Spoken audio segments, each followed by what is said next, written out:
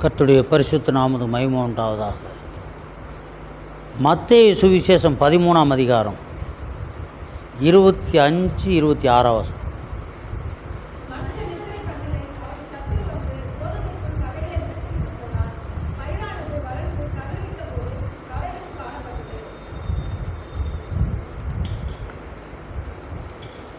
சத்துரு களைகளை விதைத்துட்டு போனான். மனுஷர் நித்திரை பண்ணுகையில் அவனுடைய சத்துரு வந்து கோதுமைக்குள் களைகளை விதைத்து விட்டு போனான். பயிரானது வளர்ந்து கதிர்விட்ட போது களைகளும் காணப்பட்டது. விதை என்பது ஒரு தேவனுடைய வார்த்தை. எந்த இடத்திலே ஒரு விதை விதைத்தாலும் அந்த விதைகளோடு சேர்ந்து களைகளும் வளரும். அந்த களைகள் இயல்பாய் வளரும்போது அது தானாக அது வளர்ந்து இந்த மணிகளுக்கு உண்டான சத்துக்களை தானாக இழுத்து இந்த மணிகளை வளர விடாமல் செய்யும். தேவனுடைய வார்த்தையே விதையாக இருக்கிறது. தேவனுடைய வார்த்தை இருதயத்திலே விதைக்கப்படும் போது களைகள் சேர்ந்து வளரும். சத்துரு களைகளை விதைப்பான். சத்தியத்திற்கு மாறாக அந்த சத்துரு விதைக்கிற களைகள் இந்த மணி தானியத்தை காட்டிலும் அதிக செழிப்புள்ளதாக இருக்கும். நன்றாக ஓங்கி வளரும். காலங்கள் வரும் பொழுது அதில் கனிகள் காணப்படாது. தேவனுடைய வார்த்தையிலிருந்து காலங்கள் வரும் பொழுது அதில் மணிகள் காணப்படும். தேவனுடைய வார்த்தை விதைக்கும் போது கோதுமைக்குள் களைகளை விதைத்து விட்டு போனான். எப்போது விதைக்கிறான் என்று சொன்னால் நித்திரை பண்ணுகையில், கொஞ்சம் ஏமாந்திருக்கும் போது சத்துரு களைகளை விதைப்பான். எவ்வளவோ பேயை துரத்தி இருக்கோம், எல்லாரும் பார்த்துருக்கோம். பேய் ஆடுவது என்பது ஒரு விஷயம், அப்படி ஒரு விஷயம் இல்லை. அது ஒரு உணர்ச்சி வசப்படுதல் அப்படின்னு சொல்கிறவங்க இருக்காங்க. பிசாசுகளை இயேசு கிறிஸ்து துரத்தினார் என்று வேதம் சொல்லுகிறது. பிசாசுகளை துரத்துங்கள் என்று அப்போஸ்தலர்களுக்கு அதிகாரம் கொடுத்தார் என்று வேதம் சொல்லுது. ஆனால் பிசாசுகளை துரத்தும் பொழுது, அந்த பிசாசுகள் ஆடும் பொழுது அது அவர்கள் உணர்ச்சி வசப்பட்டு செய்கிறார்கள். இதுதான் களைகள். கலை வேற, களை வேற. களை தேவையில்லாதது. இந்த விதை வார்த்தையை காட்டிலும் களை கவர்ச்சிகரமாக இருக்கும். ஏன்னா பிரச்சனை இல்லை.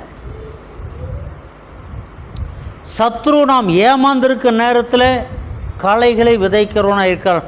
ஆகவே ஆவிக்குரியவர்கள் எப்பொழுதும் ஜாக்கிரதையுள்ளவர்களாய் காணப்பட வேண்டும். ஆவிக்குரியவர்கள் எப்பொழுதும் ஜாக்கிரதையுள்ளவர்களாய் காணப்பட வேண்டும். அப்போது விதைக்கிறவன் விதைக்கப்படும் போது, விதைக்கிறவனொருவன் விதைக்க புறப்பட்ட போது, பாருங்க மார்க்கு 4ஆம் அதிகாரம் 3ஆம் வசனம்.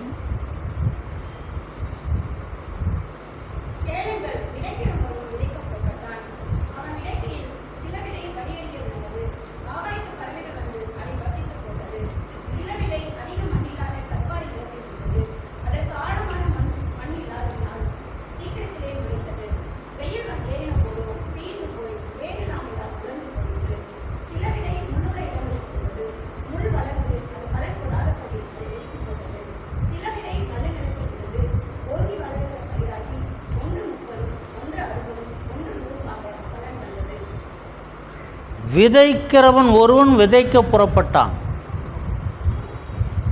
அவன் ஒரு நிலத்திலே விதையை விதைத்தான். சில முளைத்தது, அதிக மண்ணில்லாத இடத்துல முளைத்தது, அது காய்ந்து போயிற்று, வேர் பிடிக்க முடியல. முட்களுக்குள்ளாய் விதைக்கப்பட்டது, முளைத்தது, முட்களின் நெருக்கத்தினால் அது காய்ந்து போயிற்று. ஆகாயத்து பறவைகள் வந்து சிலதை பொறுக்கி போட்டது.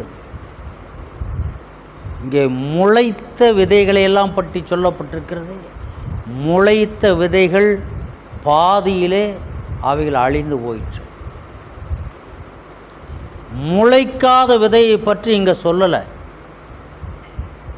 விதைத்த விதையில் ஏதாயிலும் ஒரு பதறு 2 பதறு இருக்கும். அந்த விதைகளை பற்றி இங்கே சொல்லவே இல்லை. முளைக்காத விதையை எந்த கணக்கிலும் கிடையாது. விதைத்தவன் முளைக்காத விதையை குறித்து கவலைப்பட போகிறதில்லை. முளைத்த விதைகளைத்தான் பாதுகாத்து களை எடுத்து நீர் பாய்ச்சி அவைகளுக்கு உரமிட்டு அவைகளை நன்றாய் வளர்த்து அது பயிர் கதிராகி முற்றும் அறுவடைக்கு ஆயத்தமாக வரைக்கும் அதை பாதுகாத்து அறுவடை செய்து தன்னுடைய களஞ்சியத்திலே கொண்டு போய் சேர்ப்பார்கள். முளைக்காத விதையை குறித்து அங்கே ஏதோ ஒரு விஷயமே இல்லை. தேவனுடைய வார்த்தைகள் எல்லாருக்குள்ளும் விதைக்கப்படுகிறது. விதைக்கப்படுகிற விதைகள் எத்தனை பேருடைய இருதயத்திற்குள்ளே முளைத்திருக்கிறது. தேவனுடைய வார்த்தை முளைத்திருக்கும் என்று சொன்னால் தொடர்ந்து என்ன செய்ய வேண்டும் என்ற உபதேசங்கள் வரும்போது, இந்த உபதேசங்கள் தவறுகளை சுற்றி காட்டும்போது அவைகள்தான் களை எடுப்பது. நல்ல உபதேசங்களை தொடர்ந்து கொடுப்பது தான் ஏற்ற மருந்துகள் அடிப்பது. அவர்களுக்காக ஜெபம் பண்ணுவதுதான் நீர் பாய்ச்சுவது. இவைகளெல்லாம் இல்லாத விதைகள் முளைத்தாலும் அவைகள் காய்க்க முடியாது, கனி கொடுக்க பலனை கொடுக்க முடியாது. அநேக ஆத்துமாக்கள் அப்படி இருக்கிறாங்க, பல இடங்களிலும் அப்படி இருக்கிறார்கள்.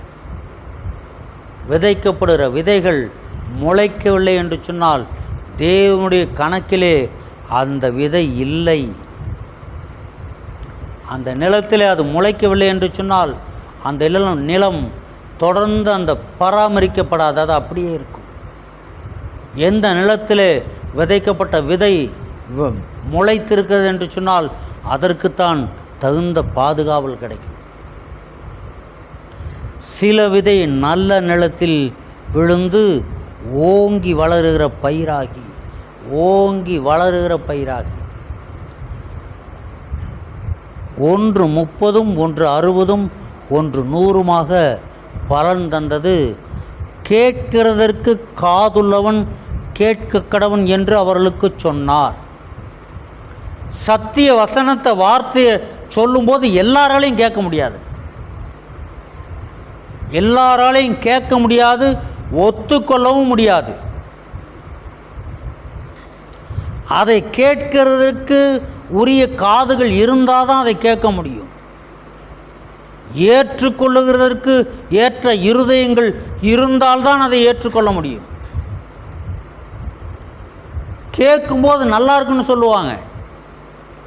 ஒருத்தர் சொன்னார் கொஞ்ச நாளைக்கு முன்னாடி, இன்றைக்கி அருமையான பிரசங்கம், வேறு சபையில் உள்ளவங்க அருமையான பிரசங்கம் அப்படி ரொம்ப பாராட்டினார்.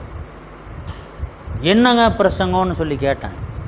என்னமோ ஒரு பிரசங்கம் அவருக்கு ஞாபகத்துக்கு கொண்டு வரவே முடியல. நல்லதுன்னு மட்டும் தெரியுது, ஆனால் அதை அனுபவிக்க தெரியலை. நல்லதுன்னு மட்டும் தெரியுது, அதை ஏற்றுக்கொண்டால்தான் நல்லது. ஏற்றுக்கொள்ளவில்லை என்று சொன்னால் நல்லவைகளும் நமக்கு நல்லவைகள் அல்ல. ஒரு நல்ல யோசனை வருது, அதை ஏற்றுக்கொண்டால்தான் அது நமக்கு நல்லது. ஒரு கெட்ட யோசனை வருகிறது, அதை புறக்கணித்தால்தான் நமக்கு நல்லது. நல்லவைகளை முதலாவது புரிந்து கொள்ள வேண்டும். தேவனுடைய வார்த்தைகளை முதலாவது புரிந்திருக்க வேண்டும். புரிந்து கொள்ளணும். நல்ல நிலத்தில் விழுந்த விதைவுகள் தான் நன்றாய் முளைத்தது. விவசாயம் பண்ணுகிற அந்த விவசாயி பண்பட்ட நிலத்தில் மாத்திரம் பயிரை விதைக்கலை. கல்பாறையில் விதைச்சிருக்கான், அதிக மண் இல்லாத இடத்துல விதைத்திருக்கிறான், முள்ளுகளுக்குள்ளே விதைத்திருக்கிறான், ஓப்பன் பிளேஸில் விதைத்திருக்கிறான். அந்த ஓப்பன் பிளேஸிலிருந்து பறவைகள் வந்து பொறுக்கி கொண்டு போய்விட்டது. கற்பாறை நிலத்தில் விதைக்கப்பட்டது வேறு இல்லாமல் காய்ந்து போனது. முள்ளுகளுக்குள் விதைக்கப்பட்டது முள்கள் நெருக்கிறதுனால் ஒன்றுமில்லாமல் போயிட்டு நல்ல நிலத்தில் விதைத்தது முளைத்தது என்று சொன்னால் என்ன அர்த்தம்? உட்கார்ந்துருக்கீங்களே எத்தனை பேர் கடின இருதயம் கொண்டவங்க. பிரசங்கத்தில் ஒரு வார்த்தையை சொல்லும்போது இவரிடத்தில் இந்த குற்றம் இருக்கும்போது இந்த வார்த்தையை அவர் சொல்லுகிறார் என்று குற்றம் கண்டுபிடிக்கிற எத்தனை பேர்? கடின இருதயம், கற்பாறை. அவர்களுக்குள்ளே தேவனுடைய வார்த்தை கிரியை செய்யாது. ஆவிக்குரிய ஜீவியத்தில் பலகீனப்பட்டவர்கள் சொந்த வாழ்க்கையில் வீட்டுக்கு போன வரக்கூடிய பிரச்சனை வந்தோன்னு இந்த விதையை ஏற்றுக்கொள்ளுவாங்க. பிரச்சனை என்னைக்கு வருதோ அன்றைக்கி இவைகளெல்லாம் காஞ்சிரும். இந்த வார்த்தைக்கு இடமே கிடையாது. இவருடைய கோபத்திற்கும் பிசாசின் தூண்டுதலுக்கும் மாத்திரம்தான் அங்கே இடம். தைரியம் இல்லை, ஆனால் வார்த்தையை கேட்டாச்சு. இல்லை தெளிவில்லை, வார்த்தையை கேட்டாச்சு. தந்திரமாக ஒருத்தங்க வந்து சொல்கிறாங்க, இப்படி இல்லைங்க அது அப்படி. உடனே அந்த வார்த்தையை மறந்து போகும். நரகம் என்று இன்றும் ஒன்று சொல்லப்படவே இல்லை. ஒரு ஊழியக்காரர் கேட்ட கேள்வி ஒருத்தர்கிட்ட கேட்டவங்க வந்து என்கிட்ட சொன்னாங்க, நரகம் என்று ஒன்று இன்னும் ஆயத்தப்படுத்தப்படவே இல்லை, அதுக்குள்ளே எப்படி நரகத்தை தரிசிச்சுட்டு வந்தாங்க என்ன ஒரு ஊழியக்காரர் ஒரு கேள்வி கேட்டிருக்கிறார். அங்கே அவன் அக்கினி அவியாமலும் அவன் புழு சாவாமல் இருக்கணும் மத்தியில் சொல்லியிருக்கார். ஜீக புஸ்தகத்தில் பேரெழுதப்பட்டவனாக காணப்படாதவன் எவனோ இரண்டாம் மரணமாக அக்கினி வாசிங்க. வெளிப்படுத்தும் விசேஷம்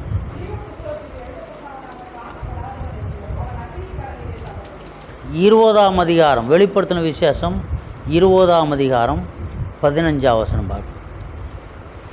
ஜீவ புஸ்தகத்திலே எழுதப்பட்டவனாக காணப்படாதவன் எவனோ அவன் அக்கினி கடலிலே தள்ளப்பட்டான். அக்கினி கடல் இனிமேல் தான் உருவாக வேண்டும் என்று சொன்னால் பரவாயில்லை. அப்போஸ்தலனாகிய யோவான் அது உருவாக்கப்படுவதற்கு முன்பே அதை பார்த்து விட்டானா? அது உருவாக்கப்படவில்லை என்றே வைத்துக்கொள்ளுவோம். உருவாக்கப்பட்டதா இல்லை என்று தர்க்கம் வேண்டாம். அப்போஸ்தலனாகிய யோவான் என்னத்தை கண்டான் என்று சொன்னால், ஜீவ புஸ்தகத்திலே பேர் எழுதப்பட்டவனாக காணப்படாதவன் எவனோ அவன் அக்கினி கடலிலே தள்ளப்பட்டான். அப்போ அக்கினி கடலிலே தள்ளப்படுகிறதை யோவான் தரிசனமாய் கண்டான். இருக்கா இல்லையான்னு பேச்சு கிடையாது, தரிசனத்திலே கண்டான். 2000 வருடங்களுக்கு முன்பு ஒரு பரிசுத்தவான் அந்த அக்கினி கடலை தரிசனத்திலே கண்டான் என்று சொன்னால், 2000 வருடங்களுக்கு பிறகு இன்றைக்கு வாழ்ந்து கொண்டிருக்கின்ற ஒரு பரிசுத்தவான் ஒரு பரிசுத்தவாட்டி ஏன் அந்த அக்கினி கடலை காணக்கூடாது? ஏன் பார்க்கக்கூடாது? அது இன்னும் உருவாகவே இல்லை, அது இனிமேல் தான் உருவாக்கப்படும். ஆகவே நரகத்திற்கு போய் வந்தேன் என்று சொல்லுவது பொய் என்பது மண் இல்லாத இடத்துல ஒரு பொட்டல் வெளியில் விதைக்கப்பட்ட விதையை பறவைகள் வந்து பொறுக்கி கொண்டு போகிறதுக்கு சமம். நம்ம உறுதியாக இல்லை, சத்தியத்திலே நாம் தெளிவாக இல்லை, அதனால்தான் பறவைகள் பொறுக்கி கொண்டு போகிறது. சத்ரு தந்திரமாய் கொண்டு வருகிறான், பறவைகள் பொறுக்கி கொண்டு போகிறது. நாம் சத்தியத்திலே தெளிவில்லாத காரணம், தெளிவில்லை, அதனால தான். ஆகவே விதைக்கிறவன் எல்லா இடங்களிலேயும் விதைத்து கொண்டிருக்கிறான். சுவிசேஷம் எல்லாருக்கும் பிரசங்கிக்கப்படுகிறது. எந்த விதமான பக்குவமும் இல்லையா? உங்களுக்கு இப்போ அப்படிப்பட்டவர்களுக்கு பிரசங்கிக்கப்படுகிறது. கடினமான இருதயமா அவர்களுக்கும் பிரசங்கிக்கப்படுகிறது. முட்கள் நிறைந்த சொன்னாங்கன்னா முள்ளில் குத்தின மாதிரி இருக்கும். நாக்கில் சொன்னாங்கன்னா கழுத்தை அறுத்த மாதிரி இருக்கும், நாக்கை பிடுங்குற மாதிரி இருக்கும், முட்கள். அப்படிப்பட்டவர்கள் மத்தியிலேயும் விதைகள் விதைக்கப்படுகிறது. நல்ல நிலங்களிலும் விதைக்கப்படுகிறது. தேவனை தேடி சபைக்கு செல்லுகிற ஒவ்வொருவருக்கும் தேவனுடைய வார்த்தை விதைக்கப்பட்டிருக்கிறது. இதை கேட்கின்ற நீங்கள் யார்? தனிப்பட்ட நீங்கள் யார்? எப்படிப்பட்ட நிலம்? முட்கள் நிறைந்த நிலமா? கடினமான கல் பாறை நிலமா? பறவைகள் பொறுக்கி கொண்டு போகிற பொட்டல் நிலமா? பண்படுத்தப்பட்ட நல்ல நிலமா? எங்கே விதைச்சாலும் முளைத்த விதைகளை பற்றி தான் இங்கே சொல்லப்பட்டிருக்கிறது. முளைக்காத விதையை பற்றி சொல்லலை. சில இடத்துல ட்ராக்ஸ் கொடுத்தா திரும்ப கொடுப்பாங்க, கசங்கிரிவாங்க. சுவிசேஷம் சொன்னால் ஏற்றுக்கொள்ள மாட்டாங்க, புரியாத விஷயத்தை சொன்னாலும் ஏற்றுக்கொள்ள மாட்டாங்க. அதெல்லாம் முளைக்காத விதை. எவ்வளோதான் வார்த்தைகளை சொன்னாலும் அவைகளெல்லாம் முளைக்காத விதைகள். யோவான் 12:24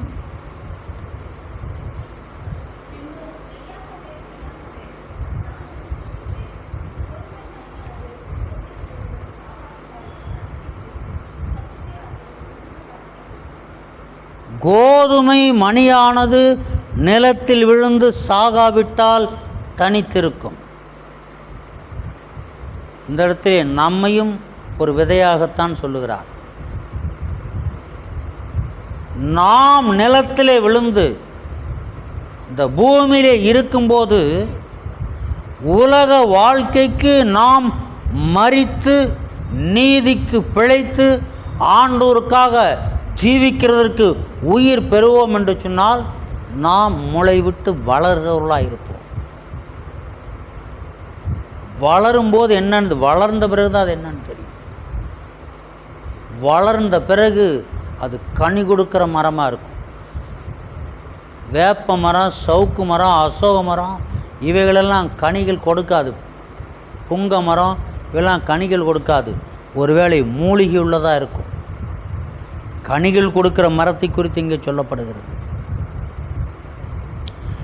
செத்ததே யாகில் மிகுந்த பலனை கொடுக்கும்.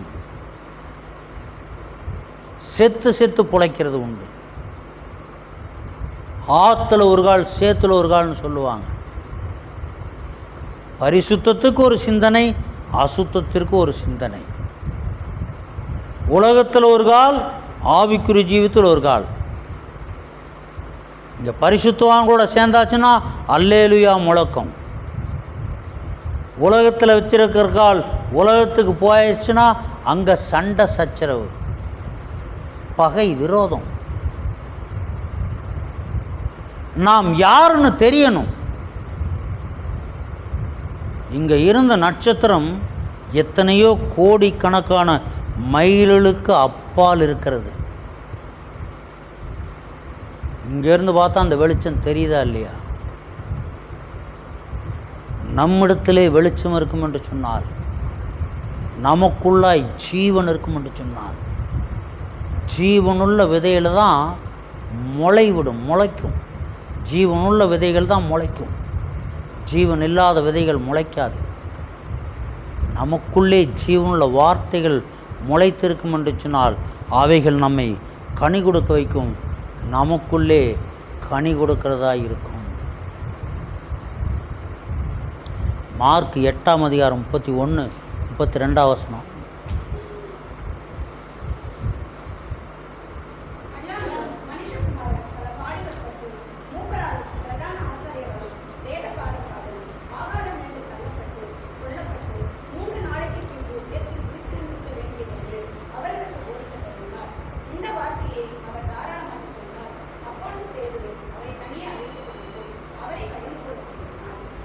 இயேசு கிறிஸ்து சொல்லுகிறார், பிரதான ஆசாரியர் பல பாடுகள் பட்டு, அல்லாமலும் மனுஷகுமாரன் பல பாடுகள் பட்டு, யாரால? மூப்பராலும் பிரதான ஆசாரியராலும் வேதபாரகராலும் ஆகாதவன் என்று தள்ளப்பட்டு கொல்லப்பட்டு. வெளிஜனங்களால் கிடையாது. ஒரு சபையின் போதகருக்கு அந்த சபையின் ஆத்துமாக்களினால்தான் அவமானம். அந்த சபையின் ஆத்துமாக்களுக்கு தான் அவர் பிடிக்காது.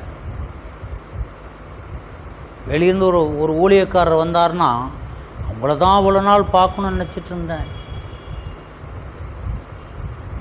இங்கே கிறிஸ்துவுக்கு எதிரி யார் என்று சொன்னால் மூப்பர்கள், பிரதான ஆசாரியர்கள், வேதபாரகர்கள், இவர்களெல்லாம் வேதத்தை சார்ந்து வாழுகிறவர்கள். ஆகாதவனென்று தள்ளப்பட்டு கொல்லப்பட்டு 3 நாளைக்கு பின்பு உயிர்த்தெழுந்திருக்க வேண்டியதென்று அவர்களுக்கு போதிக்க தொடங்கினார்.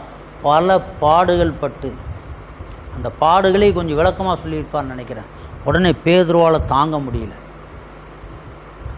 அப்படிப்பட்ட ஒரு அனுபவத்திற்குள் இயேசு கிறிஸ்து சென்று மரித்து இரத்தம் சிந்தி அடக்கம் பண்ணப்பட்டு உயிர் தெழுந்தால்தான் நமக்கெல்லாம் ரட்சிப்பு. உலகத்தில் உள்ள எல்லாருக்குள்ளே ரட்சிப்பு. இப்போ சாத்தான் போய் பேதுருவை தூண்டி விடுறான். அப்படி நடக்கக்கூடாதுன்னு பாருங்க. இந்த வார்த்தையை அவர் தாராளமாக சொன்னார். அப்பொழுது பேதுரு அவரை தனியே அழைத்து கொண்டு போய் அவரை கடிந்து கொள்ளத் தொடங்கினான்.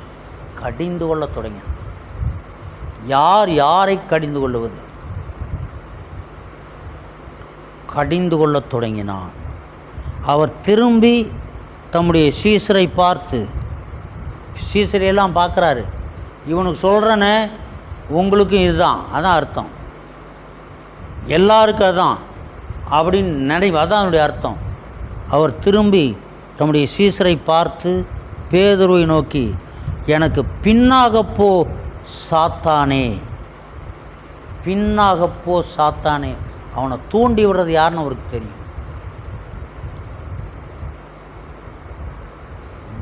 நீ தேவனுக்கு ஏற்றவைகளை சிந்தியாமல் மனுஷருக்கு ஏற்றவைகளை சிந்திக்கிறாய் என்று சொல்லி அவனை கடிந்து கொண்டார். இப்போ தேவன் அவனை கடிந்து கொள்கிறார். என்ன சிந்திக்கணும்னா, தேவனுக்கு ஏற்றவைகளை சிந்திக்கணும். சிந்தைகளெல்லாம் எப்படிப்பட்டதாக இருக்கிறது? தேவனை பிரியப்படுத்த வேண்டும். ஆண்டோருக்காவன் சில நாள் நான் இந்த சன்னியாசியெல்லாம் ஏன் வனவாசத்துக்கு போய் மலைகள் அங்கங்கே போய் ஏன் தியானம் பண்ணிட்டு இருக்காங்க அப்படிங்கிறது எனக்கு இப்போ தான் புரியுது. முக்கியமாக ஜெபம் பண்ணிட்டு போகிற முக்கியமான காரியத்தை ஆவிக்கல, அப்போ தான் கால் வரும். ஒரு தரிசனத்தை பார்த்துட்டு இருப்போம், அப்போ தான் யாராவது வந்திருக்காங்கன்னு செய்தி வரும். முக்கியமான காரியத்தில் ஈடுபட்டு இருப்போம் ஆவிக்குரிய, அப்போ தான் கால் வரும், அர்ஜெண்டாக கால் வரும். எல்லாத்தையும் தூக்கி போட்டு போய் காட்டுக்குள்ளே போய் தியானம் பண்ணிவிட்டு ஞாயிற்றுக்கிழமை வந்தால் நல்லாயிருக்கும்.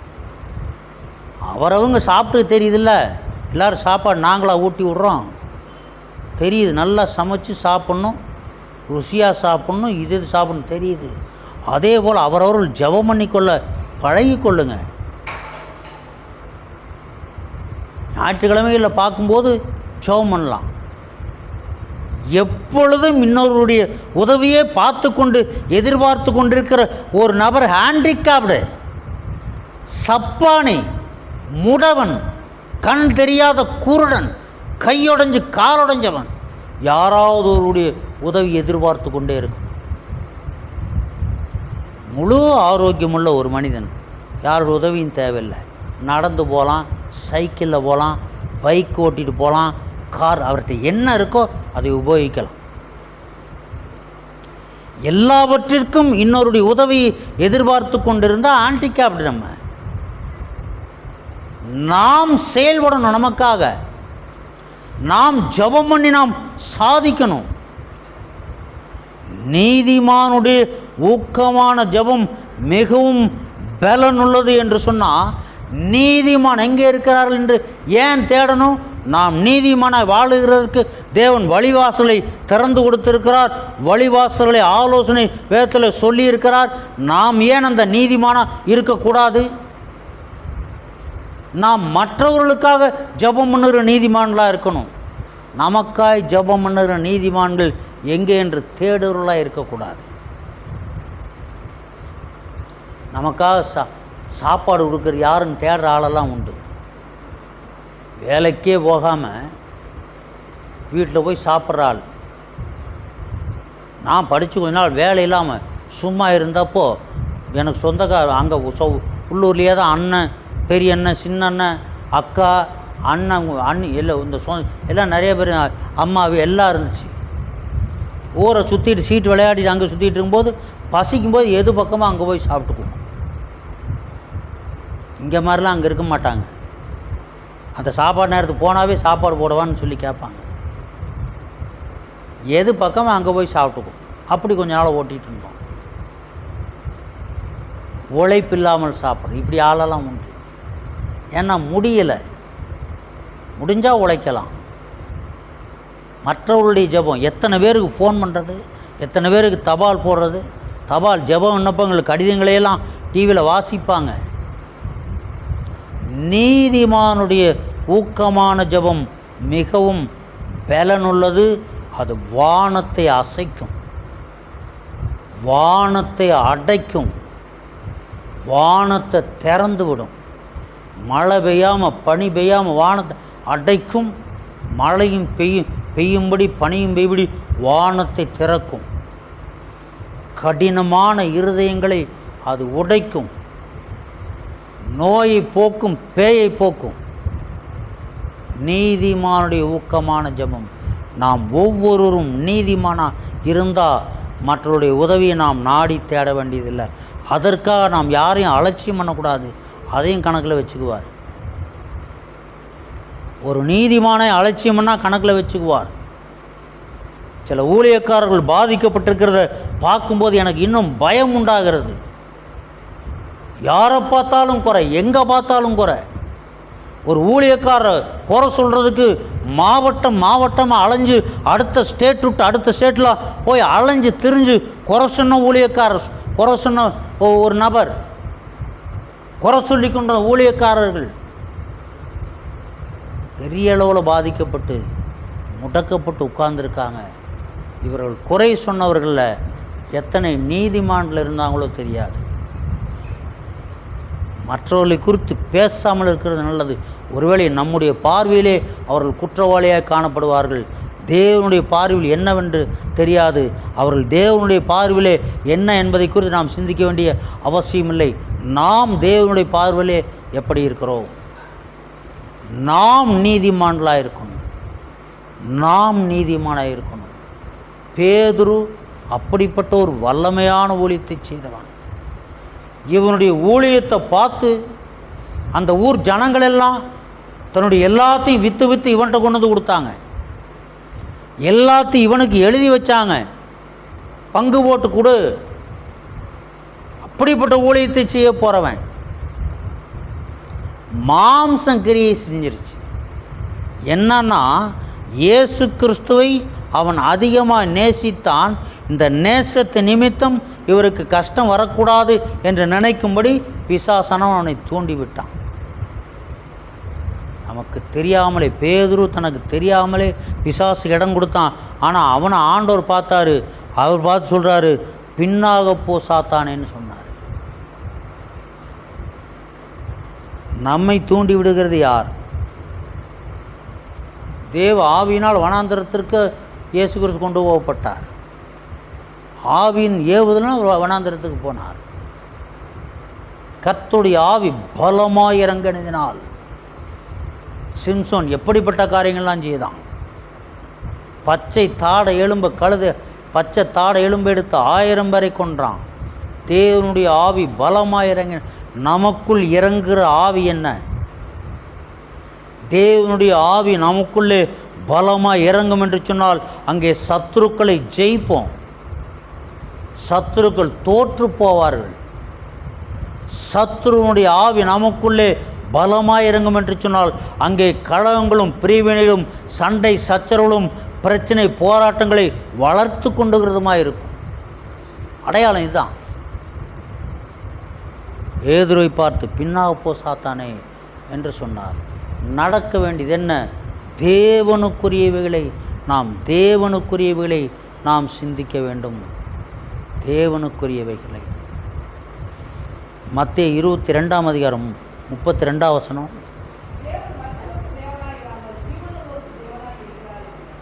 மரித்தோருக்கு தேவனாயிராமல். தேவன் மரித்தோருக்கு தேவனாயிராமல் ஜீவனுள்ளோருக்கு தேவனாயிருக்கிறார். எப்படி ஒருவன் விதையை விதைத்த பொழுது அந்த விதை உயிருள்ளதாய் முளைத்து வருகிறதோ, அந்த விதையை மாத்திரம், அந்த முளைத்து வரக்கூடிய அந்த தானியத்தை மாத்திரம் அந்த விவசாயி எப்படி பராமரித்து பாதுகாத்து அதை வளர்ப்பானோ, அதுபோல தேவன் இயேசு கிறிஸ்து விதைக்கப்பட்ட விதை அது முளைக்கவில்லை என்று சொன்னால் அங்கே ஒன்றுமே அவரால் செய்ய மாட்டார். அதற்காக அவர் ஒன்றும் செய்ய மாட்டார். எந்த இருதயத்திலே தேவனுடைய வார்த்தை முளைத்து வளர்ந்து கொண்டிருக்கிறதோ அங்கேதான் அவருடைய கவனம் இருக்கும். அதைத்தான் பராமரிப்பார். அந்த விதைக்கு, தேவன் விதைத்த வார்த்தைக்கு விரோதமான, தேவனுடைய வார்த்தைக்கு விரோதமான களைகள் விதைக்கப்படும் பொழுது அந்த களைகளை எடுப்பார். உபதேசத்தின் நிமித்தம், பிரசங்கங்களின் நிமித்தம், ஆலோசனைகளின் நிமித்தம் நம்ம இடம் கொடுக்கணும். மனிதனுக்கு கலைகள் தான் அதிகமாக பிடிக்கும். கலைகள் அதிகமாக மனிதனுக்கு பிடிக்கும். சிறு குழந்தைகள், பச்சை குழந்தைகள், பிஞ்சு குழந்தைகளுடைய மனதிலே கலைகளை விதைக்கிற பெற்றோர்கள் இன்றைக்கி உண்டு. செல்ஃபோனில் இப்படிப்பட்ட விளையாட்டெல்லாம் இருக்குன்னு அந்த குழந்தைக்கு தெரியாது. சொல்லி கொடுத்தது யார்? கொஞ்ச நாள் கழித்து சொன்னால் கேட்க மாட்டேங்கிறான்னு சொல்லுவாங்க. சொல்லி கொடுத்தது யார்? இந்த கலையை விதைத்தது யார்? விதைத்த கலையை நம்மாலேயே பிடுங்க முடியலை. நம்மால் பிடுங்க முடியலைன்னா சுளுக்கு குச்சி எடுக்கணும். அப்பவும் அடம் பிடிப்பான். விதைச்சாச்சு, அது வளருது. வாட்ஸ்அப்பில் பார்க்குறோம், 10th +2 படிக்கிற பையன் அம்மா சாப்பாடு ஊட்டி விட்றாங்க. ஏன்னா அவனால் அந்த வாட்ஸ்அப்பில் அந்த கேம் விளையாடாமல் இருக்க முடியல. அதை பார்த்துக்கிட்டே விளையாண்டுக்கிட்டே இருக்கான். அம்மா சாப்பாடு ஊட்டி விட்றாங்க. இவனால் என்ன செய்ய முடியும்? பரீட்சைக்கு படிக்க முடியுமா? பாஸ் பண்ணி ஒரு வேலை கிடைச்சா வேலைக்கு போக முடியுமா? ஒரு வியாபாரம் செய்ய முடியுமா? கலைகள், குழந்தைகளுடைய இருதயங்களிலே கலைகள் விதைக்கப்பட்டிருக்கிறது. கலைகள் விதைக்கப்படாத குழந்தை எதுன்னு தேட வேண்டியதாக இருக்குது. இன்றைக்கி தேடி பார்க்கணும். செல்ஃபோனை குறித்து கற்றுக் கொடுக்காத பெற்றோர் யார் அப்படின்னு தேடி பார்க்கணும். செல்ஃபோனுக்குள்ளே இப்படி ஒரு விஷயம் இருக்கான்னு தெரியாத குழந்தை எதுன்னு தேடி பார்க்கணும். இன்றைக்கி சத்தியத்தை விதைக்கலை. எப்போ ஜெபம் பண்ணு சொல்லி கொடுக்கல, பைபிள் வாசி சொல்லி கொடுக்கல, ஆண்டவர் இயேசு உன்னை பார்த்து கொண்டிருக்கிறாருப்பா சொல்லி கொடுக்கல, தப்பு செய்யாத சொல்லி கொடுக்கல, பொய் சொல்லிட்டியா ஆண்டவர் பார்த்துட்ருக்காரே குற்றமா அதெல்லாம் சொல்லி கொடுக்கல. செல்ஃபோனுக்குள்ளே என்ன கேம் இருக்குது? அது என்னத்துக்கு பிரயோஜனம்? அதுக்குள்ளே என்ன இருக்குது? பிள்ளையினுடைய சிந்தனை சிதறடித்து கவனம் போய், சரீரத்தில் உள்ள ஆரோக்கியம் போய், மூளை பாதிக்கப்பட்டு எக்ஸசைஸ் ஓடி விளையாண்டாதான் சரீரத்தில் ஆரோக்கியம் இருக்கும். அந்த காலத்தையெல்லாம் கட்டம் போட்டு நொண்டி அடிச்சுட்டு விளையாடுவோம், சில்லியை போட்டு நொண்டி அடிச்சுட்டு விளையாடுவோம், ஓடி பிடிச்சி விளையாடுவோம், பம்பரம் விளையாடுவோம். பம்பரம் விளையாண்டா ஓங்கி குத்துனா அது ஓடி போய் எடுத்துகிட்டு வந்து வச்சு பம்பரம் விளையாடுவோம், கில்லி விளையாடுவோம், ஃபுட்பால், வாலிபால், பேட்மிண்டன் விளையாடுவோம். இந்த கிரிக்கெட்லாம் எனக்கு பிடிக்காது. கிரிக்கெட் ஷார்ட் பால்னு ஒன்று இருந்துச்சு, நிறைய பேருக்கு தெரியாது. நாரை திணிச்சு, ஒரு தோலில் நாரை திணிச்சு உள்ளே கட்டி வச்சுருப்பாங்க. பேட் நீளமாக இருக்கும், மொட்டையாக. Short ball. இந்த விளையாட்டுலாம் எனக்கு பிடிக்காது. கபடி விளையாட பிடிக்கும், ஃபுட்பால் விளையாட பிடிக்கும், வாலிபால் விளையாட பிடிக்கும், பேட்மிண்டன். ஏன்னு கேட்டால், கிரிக்கெட் விளையாடும்போது பேட்டு எப்போ கிடைக்குன்னு விட்டுட்டோம்னா அடுத்த ரவுண்டு வரணும். எல்லா பசங்களும் விளையாண்டு முடித்து அப்புறம் நம்ம ரவுண்டு எப்போ வருதோ அப்போ தான் அந்த பேட்டு கிடைக்கும். இதனால் எனக்கு அந்த விளையாட்டு பிடிக்காது. அந்த விளையாட்டு விளையாடுற இடத்துக்கு நான் போகவே மாட்டேன். கோலி குண்டு விளையாடுவோம், கபடி விளையாடுவோம், இஷ்டத்துக்கு ரைடு பண்ணலாம், கேட்ச் பண்ணலாம். கபடி விளையாடுறது ரொம்ப பிடிக்கும் எனக்கு. இவனை எப்படியாவது பிடிச்சிடணும். இந்த பசங்க கங்கணம் கட்டிட்டு நிற்பான். இந்த லாபியில் என்னை தாண்டி தான் போய் நிற்பேன். இப்படி எல்லாம் லாபின்னு இந்த பக்கம் வெளியே தாண்டி எல்லாம் இப்படி சுற்றி நிற்பான். பார்த்து யாரோ ஒருத்தனை பிடிச்சி 2 கையும் பிடிச்சி அப்படியே சுற்றுனன்னா ஒருத்தனுங்கிட்ட வர முடியாது. சுற்றிக்கிட்டே வந்துடுவேன். இந்த பக்கம் பட்டவன்லாம் உளுந்துருவான். ஜெயிப்போம். இவனை எப்படியாவது பிடிக்கணும் திட்டம் போட்டு, ஆனால் பிடிக்க முடியாது. இந்த விளையாட்டு எனக்கு ரொம்ப பிடிக்கும். எந்த விளையாட்டு விளையாண்டாலும் நம்ம லைனில் இருக்கணும், அதான் எனக்கு பிடிக்கும். அந்த காலத்தில் அப்படியெல்லாம் விளையாண்டோம். டயர் இருக்குது, சைக்கிள் டயர், அதை வச்சு தள்ளிட்டு ஓடுவோம். ரவுண்டாக ஒரு இரும்பு இருக்கும், கம்பியில் பிடிச்சி ஒரு கொக்கி தள்ளிட்டு ஓடுவோம். அந்த விளையாட்டுலாம் இன்றைக்கி அதெல்லாம் என்னன்னே தெரியாது. களிமண்ணில் வண்டி செஞ்சு இழுத்துட்டு ஓடுறது இன்றைக்கி அதெல்லாம் என்னன்னே பசங்களுக்கு தெரியாது. பள்ளிக்கூடம் விட்டு வந்தோடனே செல்ஃபோன். எப்படி ஆரோக்கியம் இருக்கும்? கண்ணு கெட்டு, மனசு கெட்டு, மூளை கெட்டு, ஒரு செட்டில் ஆகிட்டாங்க. எல்லாம் லைஃப்பில் செட்டில் ஆவாங்க. இந்த பசங்கள்லாம் ஃபோனில் செட்டில் ஆகிட்டாங்க. இனிமேல் தப்பிக்கிறது கஷ்டம். அப்படி குழந்தைகள் அடிமைப்படுத்தப்பட்டிருந்தால் இப்போ ஆரம்பத்திலேயே விடுவிக்க முயற்சி செய்துவீர்கள் என்று சொன்னால் உங்களுடைய குழந்தை உங்களுடையது. இல்லை என்று சொன்னால் அந்த குழந்தை எதற்கு அடிமையாக போதோ தெரியாது. விளையாட்டுக்கு அடிமையாக போகிறதோ, சூதாட்டத்திற்கு அடிமையாக போகிறதோ, என்ன காரியத்துக்கு அடிமையாக போவதோ தெரியாது. எது எப்போ வேணுமோ அது அப்போ தான் வேணும். தேவையில்லா நேரத்தில் தேவையில்லை. இப்போ நம்ம பிள்ளைகளுக்கெல்லாம் வீட்டை விட்டு வெளியே ஹாஸ்டலுக்கு என்றைக்கு போனாங்களோ அன்றைக்கி தான் செல்ஃபோன் வாங்கி கொடுத்தேன். அது வரைக்கும் அவசியம் இல்லை. வீட்டில் இருக்கும்போது செல்ஃபோன் தேவையில்லை. எங்கேயா இருந்தால் யார்கிட்ட ஒருத்தர் வாங்கி சொல்லியிருக்கேன், வாங்கி 3 மிஸ்டு கால் விடு. அப்போ படிக்கும்போது சொல்லியிருக்கேன், ஹைஸ்கூல் படிக்கும்போது யார்கிட்டயா செல்ஃபோன் வாங்கி 3 மிஸ்டு கால் விடு, நீ தான் உடனே நான் தெரிஞ்சுக்குவேன், உடனே நான் போடுவேன். அப்படி தான் பழக்கி வச்சுருந்தேன். செல்ஃபோன்லாம் வாங்கி கொடு, உனக்கு தேவையில்லை, எது தேவையோ அது போதும். 3 மிஸ்டு கால் வந்துச்சுன்னா பிள்ளைங்க யாரோ ஒருத்தர் போட்டிருக்காங்க, உடனே அதை எடுத்து நான் அந்த நம்பருக்கு நான் கால் பண்ணி பேசுவேன். எது தேவையோ அதை கொடுங்க. சத்தான ஆகாரம் கொடுங்க. அடங்காதப்ப அடி கொடுங்க. அப்போ தான் புள்ள வளரும் சத்தியத்துக்குள்ள. அப்போ தான் நம்ம புள்ள நமக்குள்ளே வளரும். நம்ம பிள்ளைங்க நம்ம சொன்னால் கேட்கணும். அது என்ன கேட்குதுன்னு பார்த்து சொல்லக்கூடாது. எது நியாயம் நீதி, எது அதனுடைய எதிர்காலத்து எது நல்லதுன்னு பார்த்து சொல்லணும். பின்னாகப்போ சாத்தானேன்னு சொன்னான் இயேசு சொன்னார். பின்னாகப்போ சாத்தானேன்னு அருமையான ஒரு அப்போஸ்தலனை பார்த்து சொன்னார். இன்றைக்கும் பின்னாகப்போ சாத்தானே என்று உங்களுடைய பிள்ளைகளை பார்த்து சொல்ல வேண்டியது இருந்தால், அந்த பிள்ளைகளை சாத்தான் தூண்டி கொண்டு இருந்தால், அந்த சாத்தானை உங்கள் பிள்ளை மூஞ்சியை பார்த்தா சொல்லுங்கள், பின்னாகப்போ சாத்தானே, இது உனக்கு தேவையில்லை. அப்படிப்பட்ட இருதயத்தில் தேவனுடைய வார்த்தையை உங்களால் விதைக்கவே முடியாது.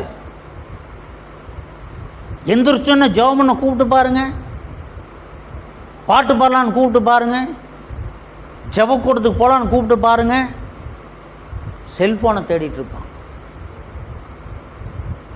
தேவனுடைய வார்த்தை விதைக்கப்பட்டு அது முளைக்கப்படணும். இன்றைய குழந்தைகள் இருதயத்தில் தேவனுடைய வார்த்தைகள் முளைக்கிறதுக்கு வாய்ப்பு கிடையாது. விதைக்கலாம்.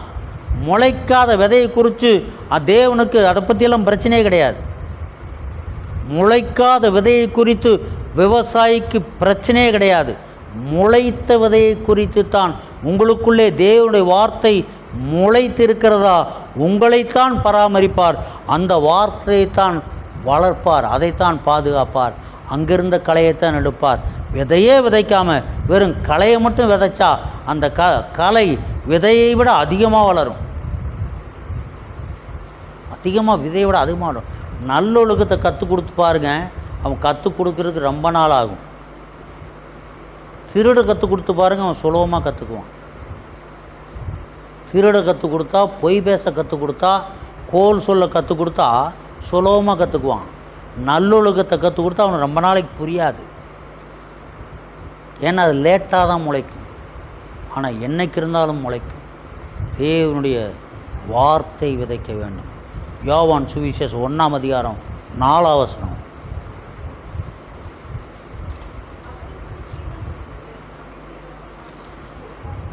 அவருக்குள் ஜீவன் இருந்தது,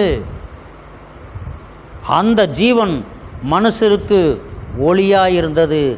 அவருக்குள் ஜீவன் இருந்தது. அவர் வார்த்தையாக இருந்தார். அந்த வார்த்தை மாமிசமாகி வந்தார். அவருக்குள் ஜீவன் இருந்தது. விதைக்கிறவன் ஒருவன் விதைக்க புறப்பட்டான். அந்த விதையிலே ஜீவன் இருந்தது. சொல்லப்படுகிற சுவிசேஷ வார்த்தைகளிலே ஜீவன் உண்டு. தேவனுடைய வார்த்தையிலே ஜீவன் உண்டு. அந்த வார்த்தை நமக்குள்ளே இருக்கும் என்று சொன்னால் அந்த வார்த்தைக்குள் ஜீவன் உண்டு. அதை முளைக்க பண்ணுகிறதும் அதை அழிய செய்கிறதும் நம்முடைய கையில் தான் இருக்குது. அதை பராமரித்தால் அது முளைக்கும். அது முளைத்து வந்தால் அவர் அதை பாதுகாப்பார். ஏன்னா என்னுடைய வார்த்தை அங்கே இருக்குது, என் வார்த்தை அங்கே இருக்குது. ஏடிஎம்முக்கு தகுந்த பாதுகாப்பு. ஏன்? அதுக்கு ஒரு வாட்ச்மேன், அங்கே கேமரா, சிசிடிவி கேமரா, ஒரு பாதுகாப்பு. ஏன்? அங்கே இருக்குது. அரசாங்கத்தின் சொத்து அங்கே இருக்குது. பொதுமக்களுக்காக கொடுக்கப்பட்டாலும் எப்போ நம்ம எடுக்கிறோமோ அது வரைக்கும் அது அரசாங்க சொத்து. நம்ம எடுத்து கொண்டு வந்தாலும் அது அரசாங்க சொத்து தான். செலவழிக்க உரிமை உண்டு. அதை கிழித்து போட, அழித்து போட உரிமை கிடையாது. அது அரசாங்க சொத்து. அதுக்கு அவ்வளோ பாதுகாப்பு. ஏதாவதுன்னு ஒரு சிக்னல் பேங்க் கிடைச்சா உடனே வந்துடுவாங்க, போலீஸோடு வந்துடுவாங்க. ஏன்? அது அங்கே இருக்குது, அங்கே சொத்து அங்கே இருக்குது. இப்போ தேவன் யாருக்கு பாதுகாவலை கொடுப்பார்? அவருடைய வார்த்தை யாருக்குள் இருக்கிறதோ அவர்களுக்கு பாதுகாவலை கொடுப்பார். ஏன்னா அந்த வார்த்தை நிமித்தம் பீரங்கி வச்சு அடித்தாலும் அந்த கார் ஒன்றும் ஆகாது. கார் கண்ணாடி கூட ஒன்றும் ஆகாது. இந்த பாடி ஒன்றும் ஆகாது. இவ்வளவோ மலை மேலேருந்து உருண்டு பிறண்டு வந்தாலும் உள்ளே இருக்கிறவர் எந்திரிச்சு நல்லா வெளியில் வந்துடலாம். இந்த காரை பாதுகாக்கணும்னா, இல்லை டிரைவரை பாதுகாக்கணும்னா, அதற்குள் இருக்கிற தலைவரை பாதுகாக்கிறதுக்காக, அந்த தலைவருக்காக தான் அவ்வளோ பாதுகாப்பு. அவ்வளோ அந்த தலைவரை சுற்றி அவ்வளோ போலீஸ் பாதுகாப்பு. தலைவருக்கு ஒன்றும் செய்யலை, டிரைவர்கிட்ட தான் போகிறேன், டிரைவர் நோக்கி வேகமாக வந்தால் என்ன பண்ணுவாங்க? உடனே சுற்றுவாங்க. எங்கே வர்றான்னு தெரியாது. அந்த டிரைவருக்கு பாதுகாப்பு கிடையாது. அந்த தலைவர் நிமித்தம் நமக்குள்ளே தேவனுடைய வார்த்தை இருக்குமானால் தேவனுடைய பாதுகாப்பு நமக்குள்ளே இருக்கும். இரத்த சாட்சியாய் அவர் அனுமதித்திருப்பார் என்று சொன்னால் அந்த காலங்கள் வரும்போது அது நடக்கும். அது வரைக்கும் ஒன்றும் செய்ய முடியாது. கிருபை சூழ்ந்திருக்கும். அவருக்குள் ஜீவன் இருந்தது, அந்த ஜீவன் நமக்குள் இருக்கா? அந்த ஜீவன் மனுஷருக்கு ஒளியாக இருந்தது. நாம் எத்தனை பேருக்கு பிரயோஜனமாக இருக்கிறோம்? ஊழியக்காரன்னா மற்றவங்களுக்கு பிரயோஜனமாக இருக்கணும். எந்த விதத்தில் பிரயோஜனமாக இருக்க முடியுமோ அந்த விதத்தில் பிரயோஜனமாக இருக்கணும். சிக்கி தவிக்கிறாங்க, உரிய ஆலோசனை கொடுக்கணும். பிசாசு போராட்டம், அவர்களுக்கு விடுதலைக்கு உண்டான ஆலோசனை கொடுக்கணும். செய்வினை போராட்டம், அதை விடுவிக்கிறதா இருக்கணும். வேறு ஏதாவது ஒரு சின்ன பிரச்சனை, அந்த பிரச்சனை தீர்த்து வைக்கிறதா இருக்கணும். அவங்கவுங்களுக்கு அவங்க பிரச்சனை பெருசு தான், அந்த பிரச்சனை என் பார்வைக்கு பெருசாக தெரியும், ஊழியர்களுடைய பார்வைக்கு பெருசாக தெரியும். பிரயோஜனமே இல்லைன்னா பிரயோஜனமற்ற ஊழியக்காரனாய் இவனை புறம்பான இருளிலே போடுங்கள், அங்கே அழுகியும் பற்கடிப்பு இருக்குன்னு சொல்லிடுவார். நமக்கெல்லாம் ஊழியத்தில் ஒரு பொறுப்பு கொடுக்கப்பட்டிருக்கிறது. ஆளுக்கு ஒரு பொறுப்பு. அந்த பொறுப்புகளை முறையாய் செய்கிறோமா, அந்த பொறுப்புகள் நிமித்தம் ஆண்டவருக்கு நாம் ஒவ்வொருவரும் பிரயோஜனமாக இருக்கிறோமா என்பதை நாம் நிதானித்து கொள்ளணும். பிசாசு வருவான், ஆலோசனை சொல்லத்தான் செய்வான், பலவிதமான ஆலோசனை கொடுப்பான். அதை அடையாளம் கொண்டு கொள்ள வேண்டும் என்று சொன்னால் அவருக்குள் ஜீவன் இருந்தது, அந்த ஜீவன் நமக்குள்ளே இருக்கும் என்று சொன்னால் அந்த அடையாளத்தை நாம் கண்டுகொள்ள முடியும். அப்போஸ்தலர் 5ஆம் அதிகாரம் 20ஆம் வசனம்.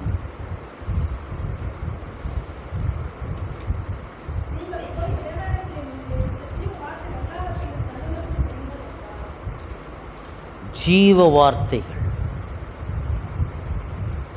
நீங்கள் போய் தேவாலயத்தில் நின்று இந்த ஜீவ வார்த்தைகள் எல்லாவற்றையும் ஜனங்களுக்கு சொல்லுங்கள் என்றான். இதுதான் விதை விதைக்கிறது. விதைக்கிற ஒருவன் விதைக்க புறப்பட்டான். இதான் விதை விதைக்கிறது.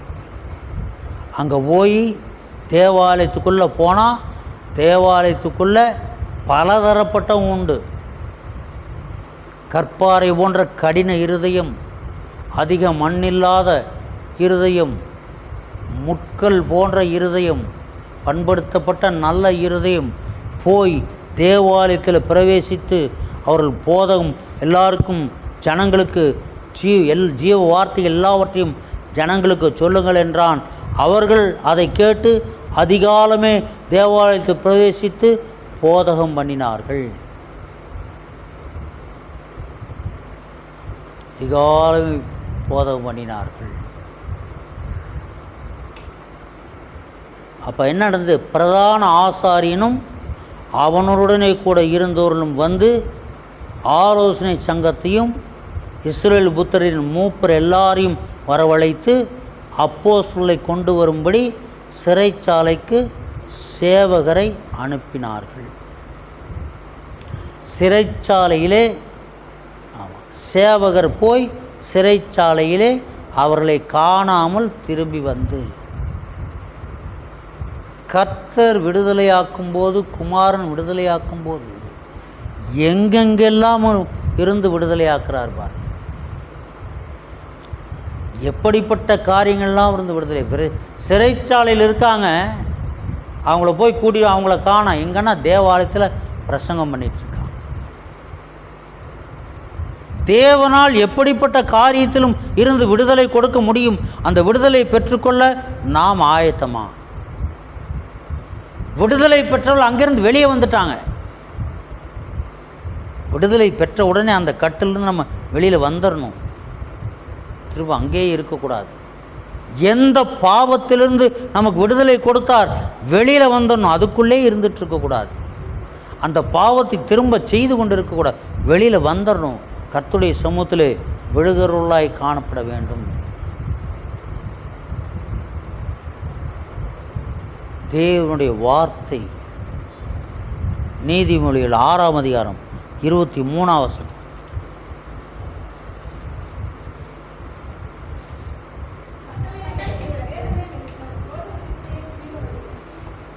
போதக சிட்சை, போதக சிட்சை ஜீவ வழி.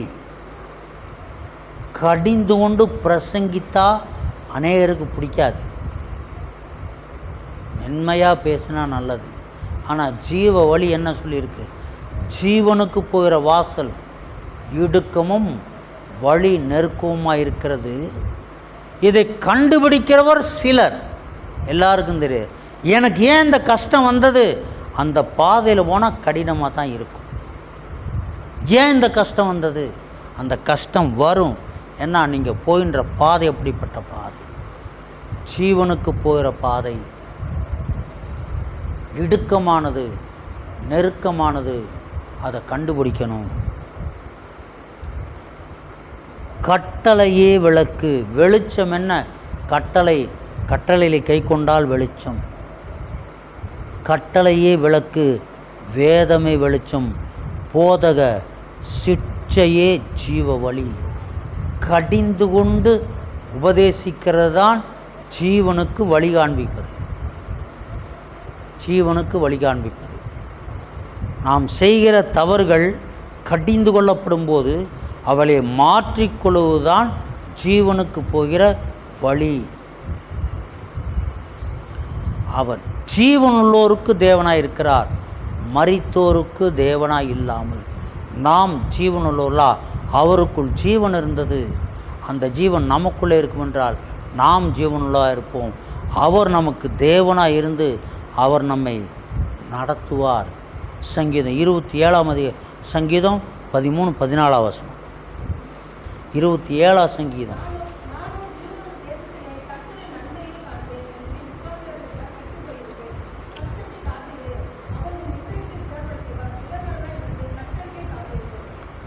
ஜீவனுள்ளோருடைய தேசத்திலே நன்மையை காண்பேன் என்று விசுவாசியாதிருந்தால் கெட்டு போயிருப்பேன். இந்த விசுவாசம் இருந்தால் நம்ம துணிகரமாக தவறு செய்ய முடியாது. அது என்ன தேசம்னா ஜீவனுள்ளோருடைய தேசம். ஜீவன் இல்லாதவர்கள் அங்கே போக முடியாது. அவருக்குள் ஜீவன் இருந்தது, அந்த ஜீவன் நமக்குள்ளே இருக்கணும். அந்த ஜீவன் நமக்குள்ளே இருந்தால் தான் நாம் ஜீவனுள்ளோருடைய தேசத்துக்கு போக முடியாது. சில கிராமங்கள் எல்லாம் சில கட்டுப்பாடுகளெல்லாம் உண்டு. எத்தனையோ கிராமங்களை குறித்து டிவியில் பார்க்குறோம். அதுபோல் ஒரு கிராமம் உண்டு. அந்த கிராமத்தில் அந்த கிராமத்துக்குள்ளே உள்ளவங்கள தான் பெண்ணு கொடுக்கணும், பெண் எடுக்கணும். பக்கத்தில் தான் இருக்குது அந்த கிராமம். வெளியிருந்து பெண் எடுக்கக்கூடாது. இப்படி பார்க்கும்போது அவருக்கு சொந்த உறவின் முறையாகிய அந்த நபர் என்னவா இருந்தாலும் அவர் தான் கட்டிக்கணும். ஒரு அம்மா பேசுகிறாங்க, அப்படி நுனி நாக்கில் இங்கிலீஷ் பேசுகிறாங்க. நல்ல சிவப்பாக அழகாக இருக்காங்க, நுனி நாக்கில் இங்கிலீஷ் பேசுகிறாங்க. கேட்குறேன், நாங்கள் வெளியெல்லாம் மேரேஜ் பண்ணி வெளியெல்லாம் பொண்ணு எடுக்க மாட்டோம், கொடுக்க மாட்டோம். இப்போ நீங்கள் நாங்கள் மாமாவை தான் கட்டிக்கிட்டேன். மாமா என்ன பண்ணுறாங்க? மாமா மாடுதான் மேய்க்கிறாங்க. சாதாரணமாக சொல்கிறாங்க. கொஞ்சம் கூட அது ஒரு தரக்குறைவாகவோ ஒரு தாள் என்னமே நினைக்கல. இவங்க யார்? இவங்க காலேஜ் ப்ரொஃபஸர். இந்த அம்மா காலேஜில் ப்ரொஃபஸர். நீங்கள் என்ன செய்கிறீங்க? நான் இந்த காலேஜில் ப்ரொஃபஸராக இருக்கேன்னு சொல்கிறாங்க. நான் டிவியில் நான் பார்த்தேன், அதை இருக்காங்க. மாமா என்ன? மாமா மாடு தான் மேய்க்கிறாங்க. அதுக்குள்ளே உள்ள கண்டிஷன் அந்த ஊருக்குள்ளே இருக்கணும்னா அப்படி தான் இருக்கணும். இதுதான் கட்டாயம். ரெட்டையர் கிராமம்னு ஒன்று இருக்குது, காமிச்சாங்க டிவியில். எல்லாம் ரெட்டையாக நிற்குது, அடையாளம் கண்டுபிடிக்க முடியல. பிறக்கிற குழந்தைங்க எல்லாமே ரெட்டையாக தான் பிறக்குது. ரெண்டு பிள்ளைலாம் நிற்க வச்சுட்டா ரெண்டையும் பார்த்தா ஒரே மாதிரி இருக்குது, தனித்தனியாக பார்த்தா அது ரெட்டையர் கிராமம். அந்த கிராமத்தில் எந்த மூலிகை, எந்த விதமான மூலிகை செடிகள் அதிகமாக வளர்ந்துருக்குன்னு தெரியல. எல்லாம் காரணம் ஏதாவது இருக்கும். அப்போ அந்த கிராமத்தில் இருக்கிறவங்க அந்த சட்டத்திட்டத்துக்கு கட்டுப்பட்டு தான் அந்த கிராமத்தில் இருக்கணும். அப்போ தான் அந்த கிராமத்தில் இருக்க முடியும். இல்லைன்னா என்ன செய்வாங்கன்னு தெரியாது. வெளியேற்றுவாங்களா, வேறு விபரீதமாக நடக்குமா என்னன்னு தெரியாது. ஜீவனுள்ளோருடைய தேசம் என்று ஒன்று உண்டு. அந்த ஜீவனுள்ளோருடைய தேசத்திற்கு சட்டத்திட்டங்களெல்லாம் உண்டு. இப்படித்தான் வாழணும், இதைத்தான் செய்யணும், இவைகளைத்தான் பெற்றுக்கொள்ளணும், இவைகளை இந்த விதத்திலே தான் பெற்றுக்கொள்ள வேண்டும் என்ற சட்டத்திட்டங்கள் உண்டு ஜீவனுள்ளோருடைய தேசத்திலே. இந்த ஜீவனுள்ளோருடைய தேசத்திலே இருக்க வேண்டும் என்று சொன்னால் அந்த சட்டத்திட்டங்களைத்தான் கை கொள்ள வேண்டும். நானோ ஜீவனுள்ளோருடைய தேசத்திலே கர்த்தருடைய நன்மையை காண்பேன் என்று விசுவாசியாதிருந்தால் கெட்டு போயிருப்பேன். ஜீவனுள்ளோருடைய தேசம், அங்கே போகணுன்னா இங்கே வாழ வேண்டிய ஒரு வாழ்க்கை உண்டு. அப்படி தான் வாழணும். கர்த்தருக்கு காத்திரு, அவர் உன் இருதயத்தை ஸ்திரப்படுத்துவார். திட மனதாயிருந்து கர்த்தருக்கே காத்திரு. அவர் ஒரு நாளில் வந்து அழைத்து கொண்டு போவார். அதுக்காக காத்திருக்கணும், அவருக்கே காத்திருக்கணும். அவர் உன் இருதயத்தை ஸ்திரப்படுத்துவார். எத்தனையோ சம்பவங்கள் நடக்கும். மனம் சோர்ந்து போகாதபடி அவருடைய சமூகத்தில் போய் விழும்பொழுது அவர் நம்முடைய மனதை ஸ்திரப்படுத்துவார். அவருக்கே காத்திரு. அவர் திடமனதாயிருந்து ஸ்திரப்படுத்துவார். திடமனதாயிருந்து அவருக்கே காத்திரு. எத்தனை சம்பவங்கள் நடந்தாலும் நம்முடைய தைரியத்தை விட்டுவிடக்கூடாது. நமக்கென்று ஒரு ராஜ்யத்தை உருவாக்கி கொண்டிருக்கிறார். ஜீவனுள்ளோருடைய தேவன், மரித்தோருடைய தேவனாக இல்லாமல் ஜீவனுள்ளோருடைய தேவன். ஜீவனுள்ளோருக்கெல்லாம் ஜீவனுள்ளோருக்கு ஒரு பட்டணத்தை ஏற்படுத்தி கொண்டிருக்கிறார். ஜீவனுள்ளவர் தான் அங்கே போக முடியும். அது தேவனுடைய வார்த்தையே ஜீவனுள்ளது. அவருக்குள் வார்த்தை இருந்தது, அந்த வார்த்தை மாமிசமானது. அந்த வார்த்தை மாமிசமான வார்த்தை நமக்குள்ளே இருந்தது. அந்த வார்த்தை நமக்குள்ளே இருக்கும் என்று சொன்னால் நாம் ஜீவனுள்ளாயிருப்போம். நம்ம எங்கே அழைத்து கொண்டு போவார், ஜீவிக்கலாம். நிரந்தரமான அழிவில்லாத ஒரு வாழ்க்கை உண்டு. அங்கேவே அதை பெற்றுக்கொள்ளலாம். ஜெபம் பண்ணும். ஸ்தோத்திர ராஜா, துதிக்கிறோப்பா, உம்மை துதிக்கிறோம். எங்களை அதிகமாக நேசிக்கிற எங்கள் நல்ல பிதாவே, நன்றியோடு உம்மை துதிக்கிறோம் ராஜா. இந்த நல்ல நாளுக்காக, சபையுடைய நாளுக்காக உங்கள் நன்றி செலுத்துகிறோம் ஆண்டவரே. இந்த ஆராதனை உடைய சமூகத்தில் அங்கீகரிக்கப்பட வேண்டுமா ஜெபிக்கிறோம். எங்களுடைய பலிகள் எல்லாம் உடைய சமூகத்தில் சுகந்த வாசனையாய் காணப்படும். எங்கள் பாடல்கள் எல்லாம் உமக்கு பிரியமானதாய், ஆராதனைகள் எல்லாம் பிரியமானதாய் காணப்படும். கூடி வந்திருக்கிற ஒவ்வொரு மேலும் உடைய வல்லமை கடந்து வருவதாக. சரீரத்தின் பலவீனங்களெல்லாம் நீங்கி போதும், பலப்படுத்தும். சொல்லப்பட்ட வசனங்கள், வார்த்தைகள், விதைக்கப்பட்ட விதைகள் ஒவ்வொரு இருதயங்களையும் பதியட்டும். கலைகளெல்லாம் பிடுங்கப்பட்டு போட்டு இயேசுவின் நாமத்தில் யாவரும் சத்தியத்திற்கு சாட்சியாய் நிலைத்திருக்க கிருபை செய்வீரார். சரீரத்தில் சுகம் உண்டாகட்டும், ஆரோக்கியம் உண்டாகட்டும். சத்தியத்திற்கென்று வைராக்கிய வாஞ்சை உண்டாவதாக. நல்ல சாட்சியில் கேள்விடுவதற்கு யாவரும் முடிவிருந்த சாட்சியாய் நிலைத்திருக்க கிருபை செய்வீராக. இயேசுவின் நாமத்தில் பிதாவே, ஆமேன். என் ஆத்துமாவே கர்த்தரை ஸ்தோத்திரி, என் முழு உள்ளமே அவருடைய பரிசுத்த நாமத்தை ஸ்தோத்திரி. என் ஆத்துமாவே கர்த்தரை ஸ்தோத்திரி, அவர் செய்த சகல உபகாரங்களையும் மறவாதே. ஆமேன். அல்லேலூயா, அல்லேலூயா, அல்லேலூயா.